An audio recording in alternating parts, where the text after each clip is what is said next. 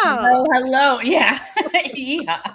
How are you? How are you? Hello, hello, hello. We're calling a 911. It's an emergency meeting on event marketing.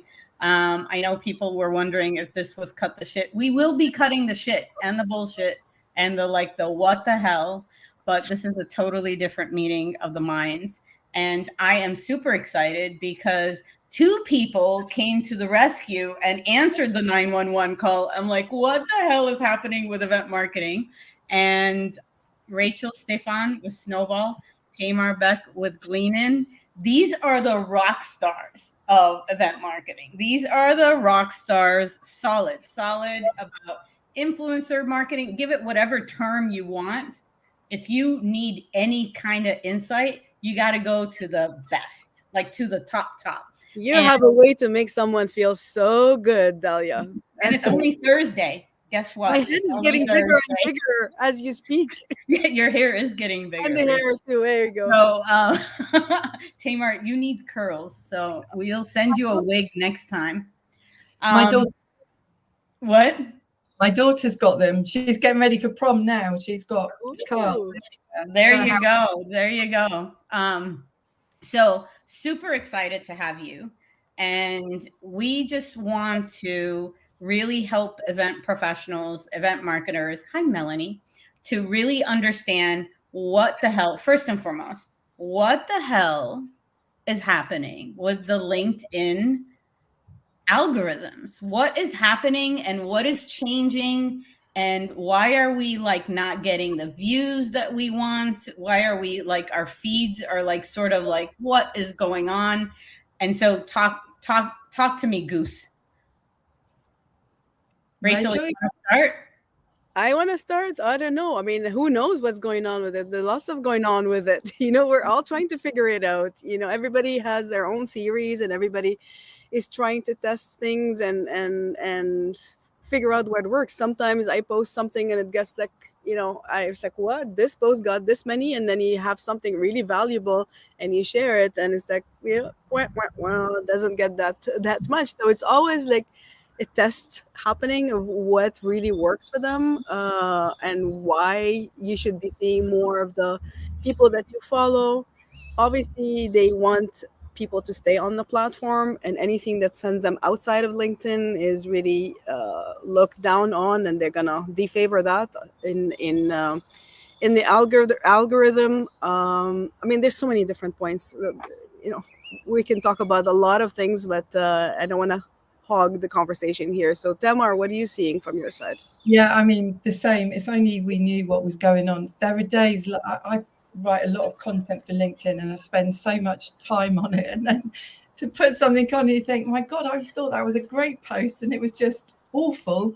Like the response is awful. And then sometimes you put something out and you're like, well, maybe it's just the quality of the content, but actually it's so up and down. You can almost feel the algorithm changing. Like yesterday was like a really crappy day. I'm promoting an actual LinkedIn Live and I had 200 unique profile views. I mean, it's a LinkedIn Live. There's no third-party links. It's, kind of unbelievable. So I don't know what's going on. I do think there has been, I think there's a bit of a reaction to some bad practice, some kind of bad stuff that's been going on. Like they're trying to stop engagement pods and kind of AI bots and all of those people that are trying to game the system. So I think I like to think there's good reasons for what they're playing with. It's just not right yet. So the funny thing is, we had this event on LinkedIn Live and LinkedIn Live is not working. So either maybe they heard us. That's like, we're going to come in here. Maybe they're suppressing. But when we were getting ready on StreamYard, all of a sudden it said there was a big message saying we're having trouble with LinkedIn Live right now, and this is why everybody's on YouTube. And I'm wondering Viv, if you are able to share the live YouTube link on our profiles on LinkedIn and see if that changes the algorithm just a tad. So we talk about the algorithms. We talk about So what do we need to be looking at? So like, for example, from an images perspective, I know there was a big shift there. What happened with images? And give an example from like an event marketing perspective. Are you talking about the LinkedIn preview images? Yes. Yes, that's been a really annoying one, and I think Tamar would share that same thought. I mean, well, we'll call it what it is. It's annoying. I mean, you put so much hard work on creating something visual, impactful to drive more people, especially in the context of event marketing, that you want them to go and register, obviously, for the event, and then it ends up being a short one. I don't see it yet being rolled out globally. I think they're still on off. Some days I see it, some days I don't see it. So it's not fully on, but it's coming. So what you just explain what the view now looks like. So instead of an image, what is it now that you see? Yeah, so typically you'll see the post, you have your copy of that, and then you have the preview of the link. Anything that you put an outside link into LinkedIn usually gives you like a big image preview below your copy. Now it's almost like a tiny little thing. Just you can see the Like an meta embed. title.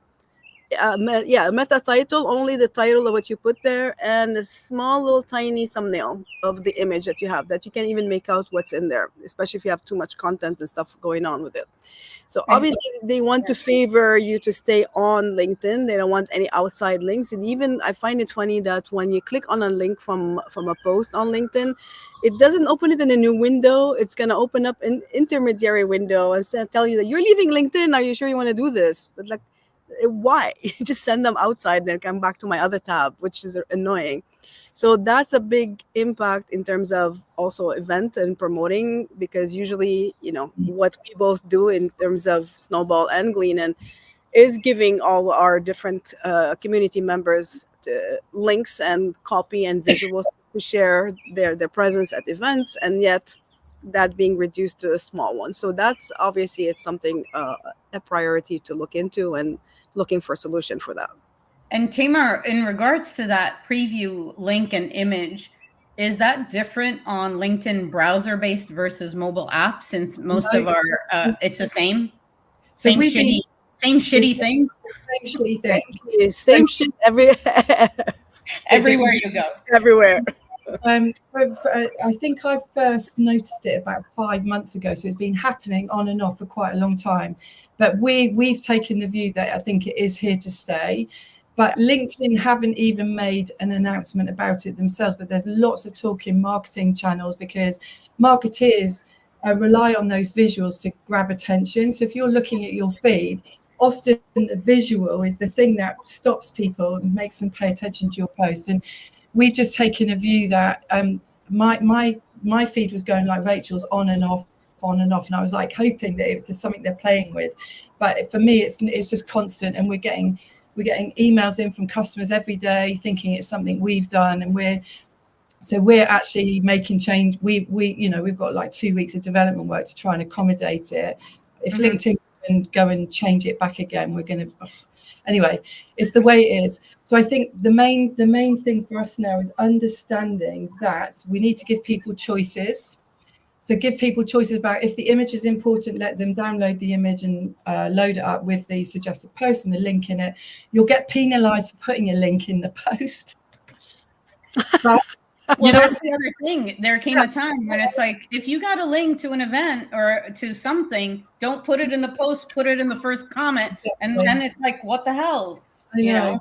So you're kind of stuck. But we think like giving people choices and making sure we advise marketers, when you're designing your assets now, bear in mind that they'll be reduced to this tiny little thumbnail. So what you put on that, like, you get people overcrowding them anyway, but I mean, if you overcrowd on a thumbnail, it's just going to look awful. So you've got to put more thought into what the words are. Like, it matters what somebody's saying and who that person is, more than the image.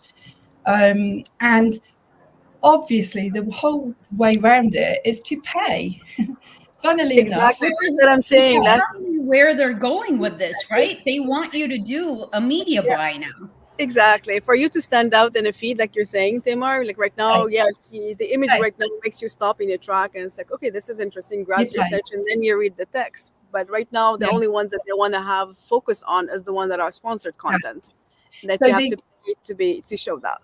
Yeah, so when I first saw it coming in fact, the only stuff you can see on LinkedIn is talking to admins of pages. So I'm kind of like to our team, no, it's just going to be for company pages, it's going to be for brands. I can understand that because, yeah, brands will advertise, so you can reduce their thumbnails and they'll probably pay to boost it.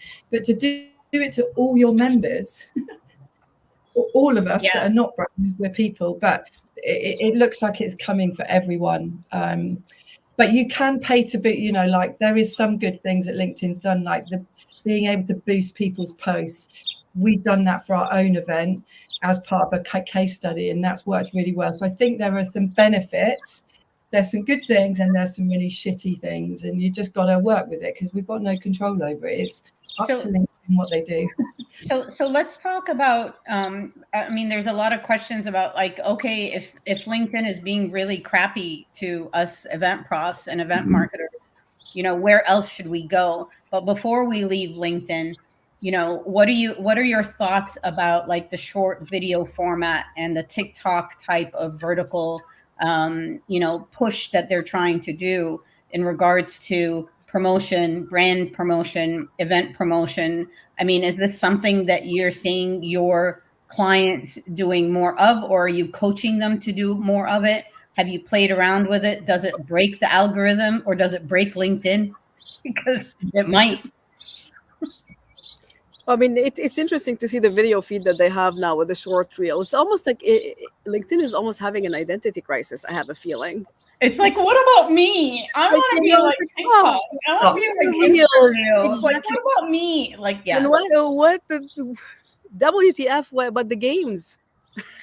Yep. The whole games thing is like, it's like, huh? Games? I think they're trying to be like Netflix when it comes to the games. Like, that's a different conversation for a different time. But like, when it comes to video, have you seen any video, like short format video that actually helps with conversion? I mean, for us videos, we use the videos, but they won't be playing on a LinkedIn post. They're more on the landing pages of a speaker or a sponsor. They have a little bit of a soundbite that they have that. So I can't talk to how that converts specifically because it won't be playing in the feed directly in LinkedIn. I don't want to like, you know, I know we're all obsessed with conversion, but I don't think conversion is the primary aim, or shouldn't be the primary aim for why you're playing on LinkedIn in the first place. So I follow a lot of like SaaS marketers, and I'm loving the video content. A lot of them were sharing TikTok clips, and I'm guessing that's why LinkedIn have brought in their own version. But I think they're really engaging, and if I like the creator, I'll stop and watch. They've got to be short, but I kind of love it. For me, when I'm looking at a LinkedIn feed, I just want something that grabs your attention. Whether I'm going to click and convert at that moment in time is sort of not the point. It's about raising awareness of the person sharing. Like, so if they're a speaker at an event, knowing that they're at an event, raising the profile of the event. Should be driving traffic to your website, yes, but you know, whether video is going to convert better than a link or an image or whatever, I'm not sure it's the point. It's about trying to grab people's attention in the feed. And I think the videos, from my point of view, if I like the creator and the videos are funny, a bit TikTok-y, it makes me stop and laugh. Like IMAX are doing brilliant videos at the moment. Yeah, they are. Their Insta reels are on fire but here's the other thing with IMAX, and I think, you know, when you say I like the TikTok-y feel, is we know the IMAX team behind the brand, and so like, you know, they're authentic, like they're fun, and it just makes us love them even more.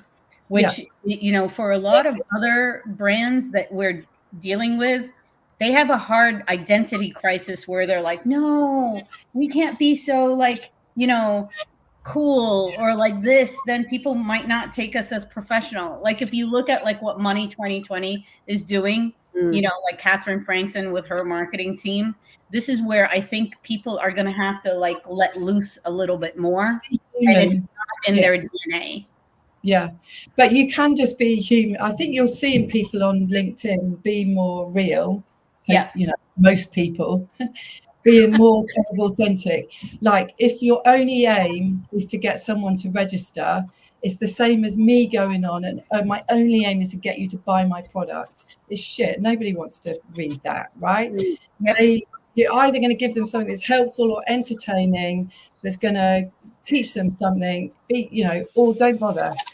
It has Yeah. to be educational. It has to be Yeah. educational and fun. So you Yes. have to lead Yeah. with the content. I'm not saying that they're going to be talking about, hey, go register. Even in emails and in marketing email, you tell them all the fun stuff or like the big pictures, but lead with content. Let them have a preview of what they're going to be learning or some of the key takeaway. Give them samples. Why wait until the session? Let them have a sense of what you're going to be covering. And I love the Money 2020 campaigns because not only they're showing you what they're doing, but they're showing it in a way where they're bringing you along the journey of how they're building the event with the attendee in mind and how they're catering the different stages, different topics. The whole theme and everything is designed in a way to work on a specific theme that addresses a specific point and a vertical within their audience specifically also, which is really brilliant. So it comes down to the actual quality of the content that you're putting out there. And you're talking about the algorithms also, like, if you provide good content, it's going to trigger more people to engage with it. If they engage with it, that means people are going to start seeing your feed even more, which is going to Or trigger resharing. resharing with your thoughts, with more content in there. So there's like all kinds of little things that you could do, but at the end of the day, staying authentic and doing what you do best, and the quality is better than the quantity. So Yeah. we can have millions, well, not millions, I wish I have, no, I don't want to, I wish I have millions followers, but I have a certain number of followers, but doesn't mean everybody's seeing everything that I'm doing, but I want the right people to see what I do. Yeah, that makes sense. So, Rachel, Snowball just launched a really kick-ass report. Congratulations on that. It's like birthing twins. Yes, or triplets. Oh my God. Okay. So yes, and we're gonna put the link for the report so everybody can download it in the chat. But like, give us like, what are the top 3, like, real quick, stats that just like was a holy shit moment for you? Holy shit, more moment for you that peer-to-peer marketing really works, and it is quite affordable way to do it when you compare it with paid advertising, and that comes in back with different clients that they share back with us exactly, okay, this is what the cost for acquisition we did with a PPC campaign, and this is what we got with Snowball, for example, or Gleanin, I don't know. So for peer-to-peer it really works. So what's important also, like, sometimes we think, okay, it's our speakers that are big promoters, and what we discovered is almost as equal between attendees, exhibitors, and speakers, the level of what they can bring in terms of referrals. On average, we've seen click to conversion. So somebody saw someone's post on LinkedIn or somewhere else they saw it. I'm not going to just focus on LinkedIn because we don't just focus on LinkedIn. The average click to conversion is 31.7%, which is really high when you look at other marketing strategies that you have, which is really, really cool. The other thing also, yes, it's B2B, most of the ones that we do. When we think LinkedIn is one of the top channels, that's great. It is one niche, but we found also that direct messages has a really as high as LinkedIn alone. So direct messages, I'm talking, we have SMS, WhatsApp, direct messages. Then you have the internal communication ones with where you have Slack, Teams, and all that. Less so, but I think direct messages and LinkedIn are almost equal in terms of usage, and that depends on geographical regions. So if you look at the Middle East, for example, direct messages was quite high. Of course. Why not? Because we like to be talked to all the time. Some industries also stand out in terms of the ones that will perform better than other ones. Travel, transportation, technology, energy, sustainability, and medical. These are the top ones. The other thing, where else? What else can I think of? That's essentially, in a nutshell. I mean, a big report. I'm trying to remember. I can't remember all the numbers, but these are the No, I ones. mean that's great. We'd And agree. I'd agree with Rachel. Like we see the same thing with the direct messages, especially obviously because we're UK based. We have a Yeah, lot of customers in US, and US doesn't have a big adoption of WhatsApp yet. Hopefully, yeah, it will come. But everywhere outside of US, even the UK now, even though we're big WhatsApp users, we're seeing if someone's got WhatsApp enabled, that beats LinkedIn for conversions. yes. Most of the time, you'll get more shares on LinkedIn, but the actual, the real stuff Conversion. the You know, conversions and so email. what was email? Yes, absolutely. Email is very big, very, very big. so, What I we mean, know? if email is big and DMs are also big, those in itself, maintaining and keeping those databases fresh and like after it, especially now with like the huge turnover that we have, like in any sector, that's, I mean, that in itself is a marketing like channel or something that needs a real focus. I was just at a conference last week, in a haunted hotel, by the way, just Oh, saying, where the associations, it was their biggest challenge is their databases. They are not able to keep up with, cleaning them, maintaining them, trying to like use like even like Apollo or Sales Loft or something like that. And it's a big obstacle for their reach. I mean, so what do you advise your clients when it comes to that? Or do you just take it away and say, I'm taking this away from you? I think that's why no matter what LinkedIn does, your social kind of capital and footprint is still going to be really important. You just have to accept, though, that people, like, you're building awareness and you're building profile on LinkedIn, and the more engagement that you can get there, that's a good thing. But when it comes to, like, if you're talking about me and I'm going to an event and I want to know if you are there, Dahlia, I would just WhatsApp you. I wouldn't rely on you. I wouldn't rely on you seeing my LinkedIn post. You might see it, but you might not. But if I want to know, I will WhatsApp Yes. you. And I think there's like, you've got this little circle of people that you know really well that you're most likely to be connected to directly, or you might be in WhatsApp groups or Slack groups and things like that. But the ones you know really well in your immediate peer group, I think the DM is like, you're going to DM. You're not going to assume they're going to read your generic Yeah, post. for But sure. you need both things. So Yeah. you've got It can't be just one channel. you've got to go. Yeah. You've got to be yeah, you everywhere. have the So multiple touch points in order to do that, and that's 260. and updating databases. I mean, because you have to different touch points in order to keep having people sign up to get more value of what you're providing. Because I can't remember who said it. You're building your Joe Paluzzi, I think he was saying his famous statement about saying, any social work that you're doing, not social work like a bit like social work, social media work that you're doing, you're building on rented land. So the idea of it's like you're there to kind of showcase a little bit what value you have, and then try ultimately to bring them into your own database so you can nurture them and give them even better value after that. But you have to prove that you have good value that they want, uh, Yeah.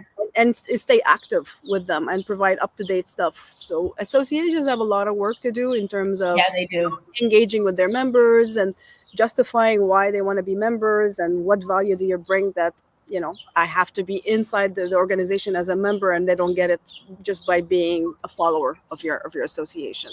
No, that makes sense. So, question about reach. Yeah. What are the right questions to ask, like from your partners in crime, when it comes to like, they give you a dashboard, it's pretty, they give you reports, and you still are like, wait, do these numbers add up? Like, does this make sense? How do so make our audience smarter about like, this is what you should ask if you see these numbers, question them, and like question everything like a 3-year-old would. Do you want to start, Rachel? You have to question the data. I mean, no tech provider is, the holy Bible about data, and you need to question if it's too good to be true. It's most likely is. So I'm not a big fan of exaggerated numbers. I'd like to kind of be modest about it, and well, not modest. I mean, measure what's right, and encourage clients in terms also on their side to have their own tracking as well. And what we do is we tell them, and we challenge ourselves to tell them when we do the recap, let's compare what you got and let's compare what we got, and let's see how close we are to each other. And if there's a discrepancy, we're going to dig into it. We'll provide them the list of all the ones that we say that they converted. They are unique referrals. They are unique conversions. They can compare them and track them to see exactly what they got. And we have also the transparency in terms of the accuracy of each tracking method that we're using to tell you exactly this. Our 100% will tell you they came from us. So push your provider, push whoever data that you have to dig down a little bit to see, is this right, or is this, inflated numbers? I can say I can, reach, 100,000 people, but did I? Not sure. I think we've just explained why saying that you can reach 100,000 people can never be accurate on LinkedIn. And just because you've got a speaker that's got 20,000 followers does not mean that 20,000 people saw your post. Person. Right. And if any of them were to sign up for your event, the chances of them actually having seen a post and then is slim. So don't believe the bullshit. You have to understand how providers are doing the tracking. And if it doesn't ring true to you, ask the questions. If for us, we do the same thing as Rachel's, we encourage every customer to use their own tracking, because I would rather underreport than to feel like we've bullshitted anybody. So use your own UTM tracking so that you can see and compare how our platform or Rachel's platform compares to what you're seeing in your Google Analytics. Mm-hmm. I'm always happy if their analytics are showing more than ours. And it's never the other way around, because we do not use the LinkedIn API. So we couldn't give a rat's ass about connections and reach and stuff like that, because I think that is a vanity metric. And we're just saying with our own posts, you can see how reach is getting affected. So it's never as simple as just like adding up people's followers, because that's baby maths. That's not how it works. Right. You have the algorithm playing around with your content. So when we talk about KPIs, or when we talk about vanilla metrics, what are like top 3 vanilla metrics that you are seeing? And then let's go Rocky Road, because I like Rocky Road ice cream. So let's talk vanilla metrics right now. 3, just top 3 vanilla metrics. Well, reach is a top 1. Reach, yeah. Yep. Conversion. Yes. Depending on what you define conversion, because everyone is defining it differently, I believe. If conversion is like, hey, I sent someone to your site, and let's say I sent you 1,000 people to your site, and you consider that as a referral or conversion, that's bullshit. Because they didn't register. Yes, I sent you. Yes, I can send you so many people. That's we have.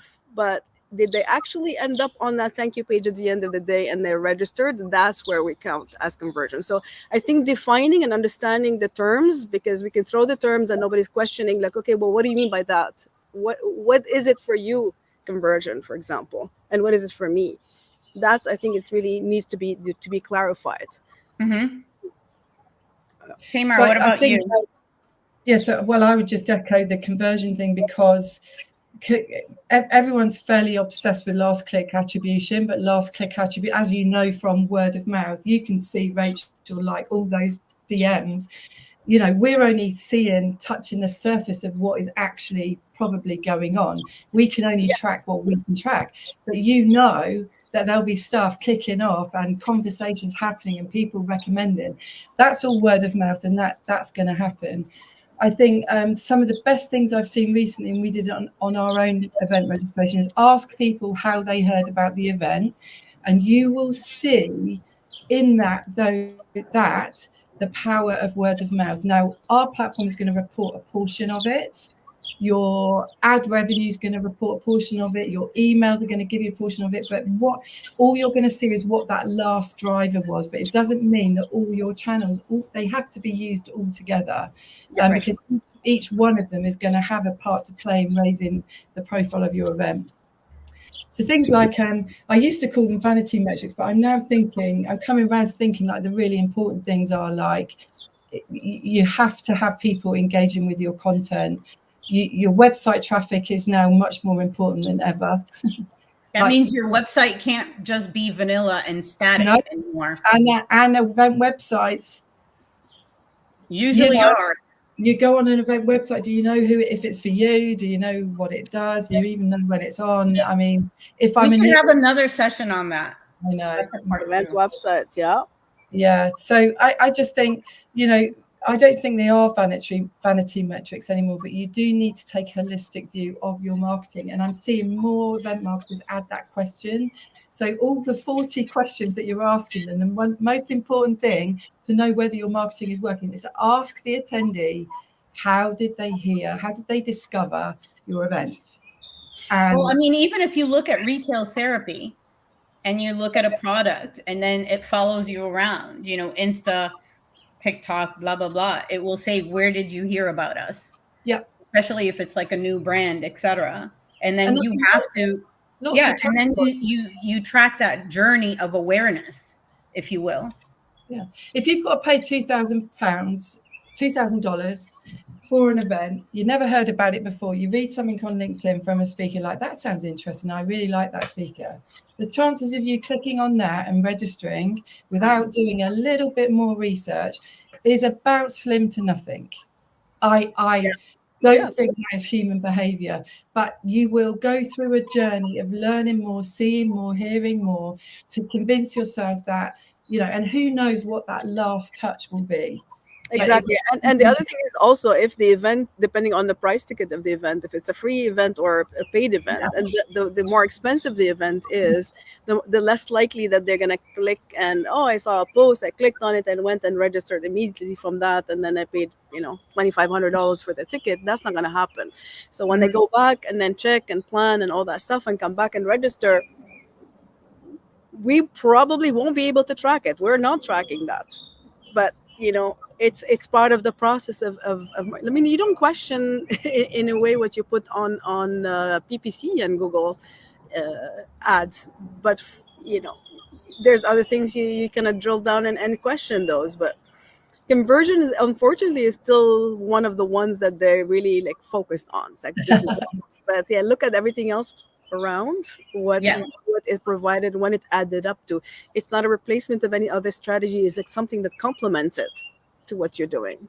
We talk to marketers, and quite often they say the big difficulty for them is, as a marketer, if you're keeping yourself up to date with stuff and you're reading and educating and stuff like that, the biggest struggle they have is recruiting internally and making a case for their marketing mix. Because I used to do it at Reed. Like you put your marketing budget in, you look at what happened, and if you can't directly link a conversion to a spend, it's very easy for someone to say, cut that, cut your PR, cut this, get rid of your social media person. We can't, that's just making TikToks on LinkedIn. What they're doing that for is like, look at what IMEX are doing and the trust they're building. And like Catherine Frankson, could you attribute a direct conversion to what she's doing or what IMEX are doing? No, but their brand is so much better for what they've done. And like we're talking about it here because it's standout. It's top of mind. Everybody's seeing it. Everybody's it's always present. And then when you're ready to make that decision, that's the first thing that's going to come to your mind. Yeah. Absolutely. So we're going to wrap things up. But before we wrap things up, we want to also put back in the chat the links for Activate, which was Glennon's amazing marketing conference online. And you have another one coming up in October? September, end of September, I think. End of September. And Rachel's kick-ass report. So download that. And if you are not following Rachel and Tamar, follow them on LinkedIn. That's one. Second, put your bell What's on. wrong with you? Why? Give me a second. Give me a minute. Put your notifications on. So ring that damn bell on their profiles. And then you go into your search and you save the search on both of these amazing, amazing event props. So this has been, Leanne's like, don't joke.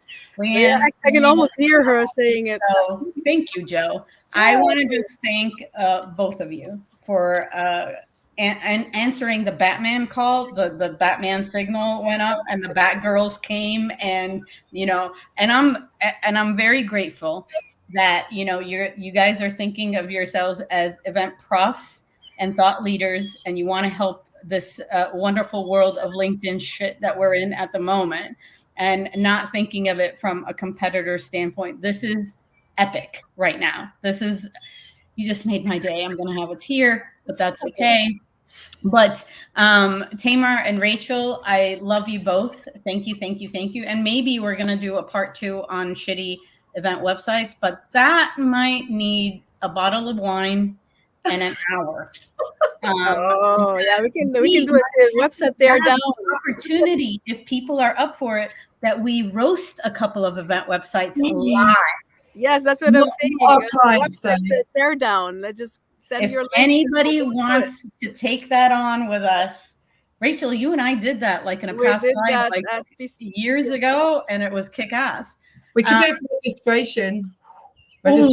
Leanne, did you hear that? We might roast some registration pages. Okay.